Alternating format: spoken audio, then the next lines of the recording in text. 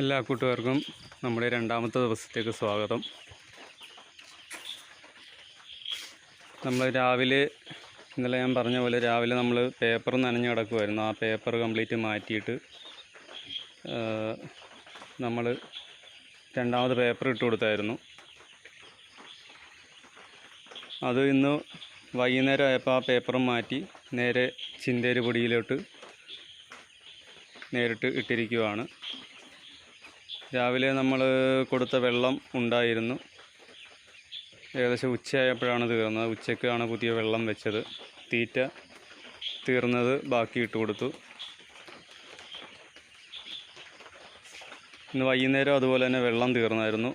വെള്ളവും പാത്രം ക്ലീൻ ചെയ്ത് വെള്ളം പുതിയത് വെച്ച് കൊടുത്തു. പിന്നെ തീറ്റ ബാക്കി ഇന്ന് ഫില്ല് ചെയ്യാൻ പോവുകയാണ്. രാത്രിയിൽ നമ്മൾ തീറ്റ ഇതിപ്പം ഓപ്പണാക്കി വെച്ച് കൊടുത്തിരിക്കുകയാണ്. നമ്മൾ കിടക്കുന്നതിന് മുമ്പായിട്ട് അതിൻ്റെ മുകളിലുള്ള മൂടി വെച്ച് കൊടുക്കും. അതാകുമ്പോൾ നാളെ രാവിലെ വരെ വെളുപ്പിനെ വരെ കാണും.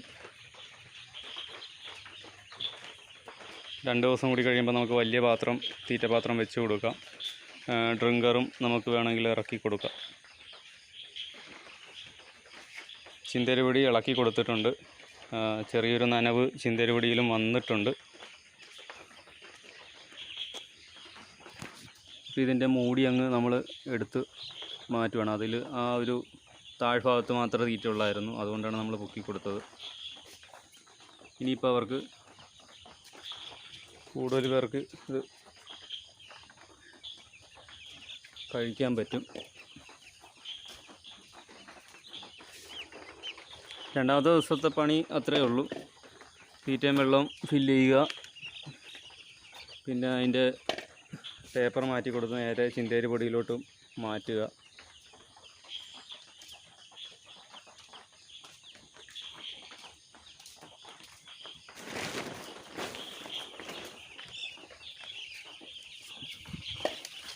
തീരെ തീറ്റയില്ലാത്ത പാത്രങ്ങളിൽ അല്പം കൂടി തീറ്റ ഇട്ട് കൊടുക്കും.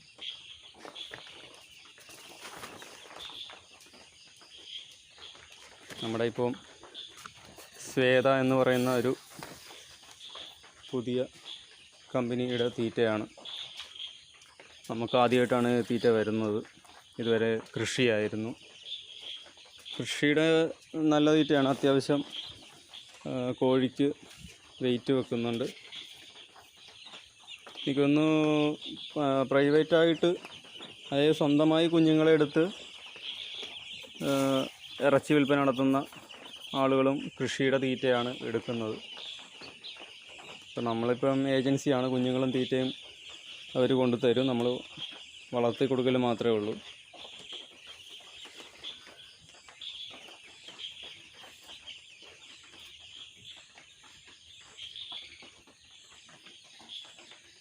അപ്പോൾ ഇന്നത്തെ പണി ഏകദേശം തീർന്നിരിക്കുകയാണ്. നമ്മൾ രാത്രി ഒരു താമസിച്ചാണ് കിടക്കുന്നത്. 10:11 മണിയാവും ഞാൻ കിടക്കുമ്പം.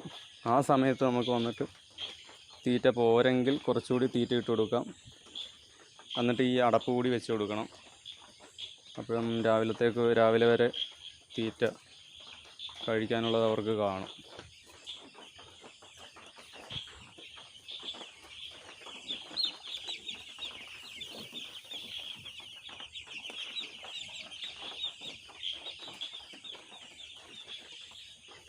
പുറത്ത് നല്ല തണുപ്പാണ്. 2-3 ദിവസം കൂടി മഴ കാണുമെന്നാണ് പറഞ്ഞിരിക്കുന്നത്.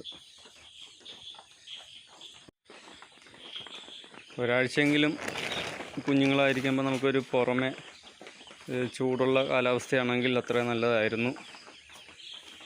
അതിന് ശേഷം മഴയും തണുപ്പാണെങ്കിലും കുഴപ്പമില്ല. പിന്നീട് വളർച്ചാ കാലയളവിൽ ഒരു നല്ല തണുപ്പുണ്ടെങ്കിലും നല്ല മഴയാണെങ്കിലും ഇവരുടെ ഗ്രോത്ത് കൂടും, വെയിറ്റും കൂടും. ഇവർ നല്ല രീതിയിൽ തീറ്റ എടുക്കും, വെള്ളവും കുടിക്കും. ചൂട് സമയമാണെങ്കിൽ ഇവർ വെള്ളം മാത്രം കുടിക്കലായിരിക്കും കൂടുതൽ, തീറ്റ കുറവായിരിക്കും എടുക്കുന്നത്. പിന്നെ ചാകലും കൂടുതലായിരിക്കും ചൂട് കാലങ്ങളിൽ. മഴക്കാലമാണ് ഇറച്ചിക്കോഴി വളർത്തലിന് ഏറ്റവും കൂടുതൽ ലാഭമുണ്ടാകുന്ന സമയം.